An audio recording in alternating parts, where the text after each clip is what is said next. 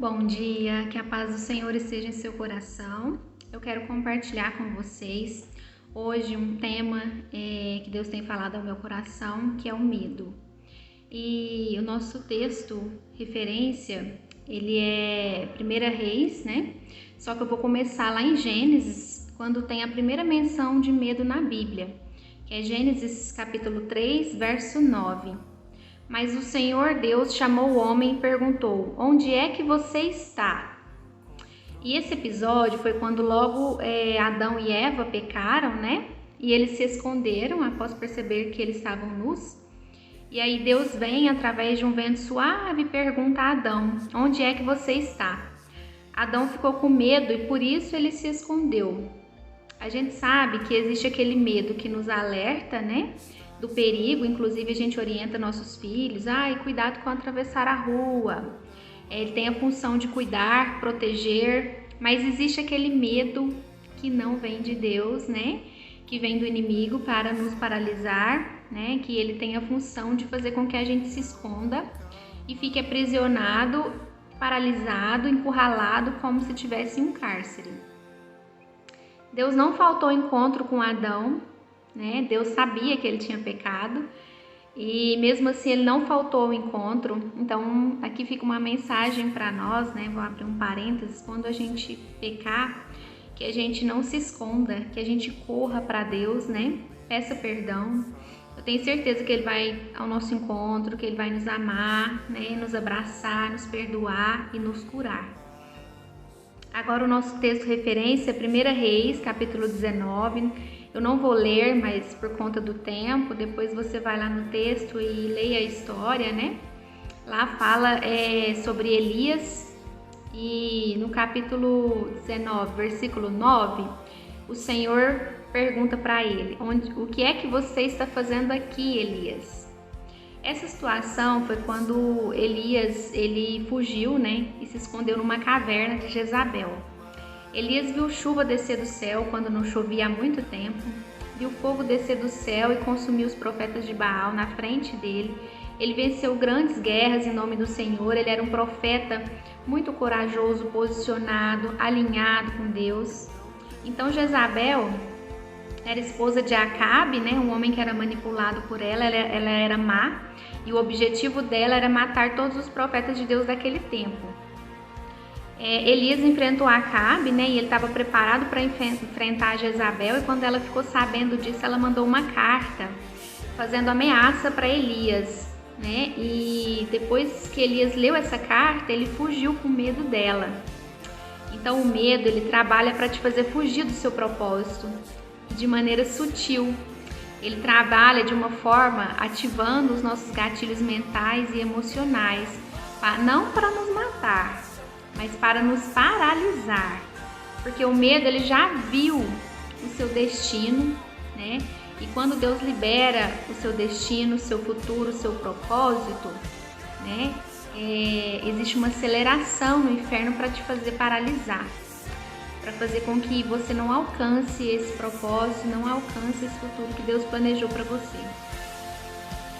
E o medo, nesse caso, ele já tinha visto o propósito de Elias, que era ungir Azael como o novo rei da Síria, né? A Síria, que era um povo pagão, Deus mandou Elias, né, ele ungir Azael como o novo rei da Síria, Jeú como o rei de Israel e Eliseu como profeta, que ficaria no lugar de Elias, né?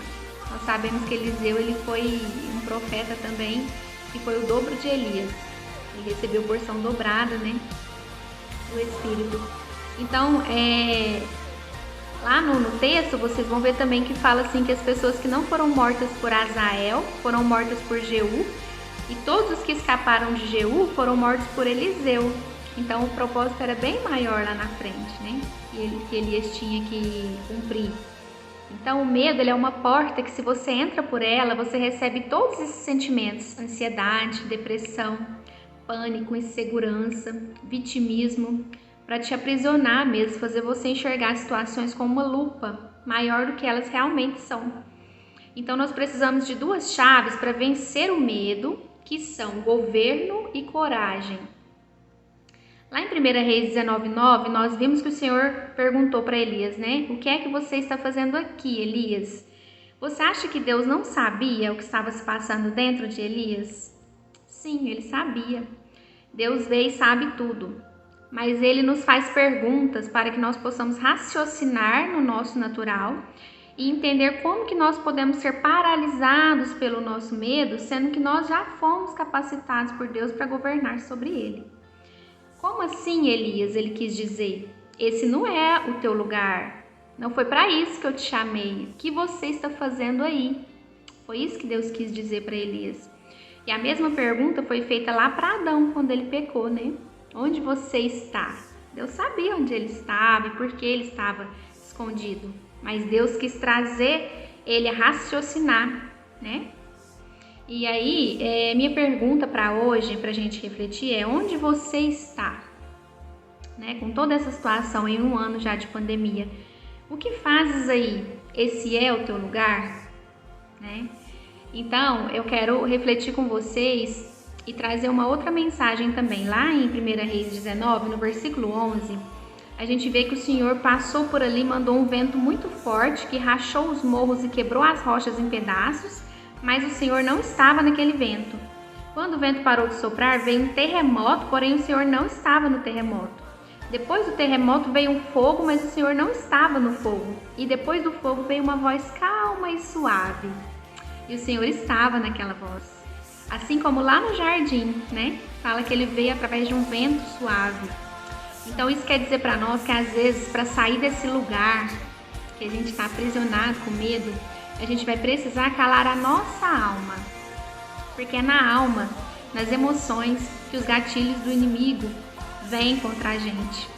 Então não é no espírito, porque o espírito ele sabe que é santo, que é forte, que é corajoso. É aquela historinha dos dois lobos, né? Um mau e um bom. Quem vai vencer a luta? Quem for melhor alimentado. Então aqui nós entendemos que nós devemos fazer como Davi. Trabalhar para que nosso espírito possa governar sobre a nossa alma. E Davi, ele fez o que lá em Salmos? Ele falou para a alma dele, alma minha, cala-te, aquieta-te, se renda ao Senhor. Não permita que o medo te governe. Não tire os olhos de Jesus, assim como Pedro fez quando ele estava andando por cima das águas, ele estava olhando para Jesus e quando o vento começou a ficar mais forte, e ele foi olhar para a água, para a tempestade, ele começou a afundar. Então, qual que é o nosso ponto principal? Não tirar os olhos de Jesus. Enquanto a gente estiver olhando fixos para ele, a gente vai andar por cima das águas. E nós devemos fazer como Josué e Caleb, né? Que após espiar a terra que Deus tinha prometido para o povo, mesmo enfrentando gigantes, né? Eles não permaneceram no deserto, eles não ficaram paralisados pelo medo, eles avançaram e conquistaram a terra prometida. E daquele povo todo, somente os 2 entraram na terra prometida, porque eles não se deixaram paralisar pelo medo, eles avançaram. Então, eu quero falar para mim, para você, vamos nos posicionar assim como Esther, né? Que ela entrou lá na sala do rei Assuero sem convite naquela época, correndo o risco de ser morta, né? Porque só poderia entrar na sala do rei quem tivesse convite, quem fosse convidado. Então ela entrou, né? Foi corajosa, entrou na sala do rei e o rei estendeu o cetro para ela em favor e depois a gente vê na história que ele mudou o decreto a favor do povo, né? Da Esther. Então, eu quero deixar o último versículo para a gente refletir nessa mensagem, está lá em Josué capítulo 1, versículo 9. Não fui eu que lhe ordenei? Seja forte e corajoso, não se apavore, nem desanime, pois o Senhor, o seu Deus, estará com você por onde você andar. Feche seus olhos que eu quero orar com você nesse momento. Senhor, Pai amado, Pai querido, muito obrigada, Senhor, pelas nossas vidas, pelas suas misericórdias que se renovam a cada manhã, Senhor, é somente por elas a causa de não sermos consumidos. É de Ti, Senhor, que vem a nossa força todos os dias para vencer, Senhor. Sem Ti não somos nada. Precisamos de Ti, Senhor, da Tua misericórdia, Senhor. Eu quero orar nesse momento agora por mim, por todas as pessoas que estão ouvindo essa mensagem, que o Senhor esteja sondando os nossos corações, Senhor, que o Senhor esteja nos alimentando para que nosso espírito seja fortalecido nesse momento, para que ele possa governar sobre as nossas emoções, Senhor, sobre a nossa alma, que nosso espírito seja fortalecido, seja alimentado, Senhor, para cada vez mais, para cada dia mais, ele possa governar sobre a nossa alma com coragem, Pai.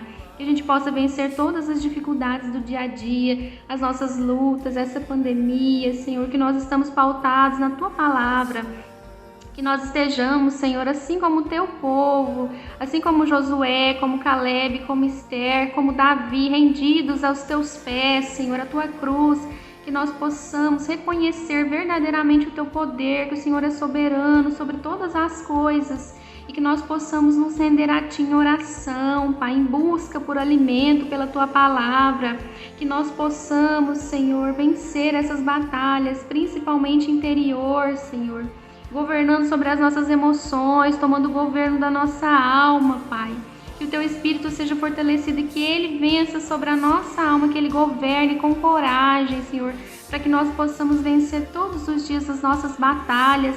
Às vezes a nossa batalha vai ser levantar da nossa cama, Senhor. Às vezes a nossa batalha vai ser escovar o nosso dente, vai ser pentear o nosso cabelo, vai ser voltar a ler a Bíblia, Senhor. Mas que seja um grande passo em direção a Ti, ao Teu propósito, Pai. Que nós não sejamos paralisados pelo medo, pelas nossas emoções, mas que nós possamos vencer. Assim como Cristo venceu, assim como todo o povo de Deus venceu, assim que nós possamos vencer, Senhor. No nome santo do Senhor, Teu Filho, Jesus Cristo, é que eu oro, que eu Te agradeço por tudo, Senhor, que eu Te peço. Em nome de Jesus. Amém. Tenha um bom dia.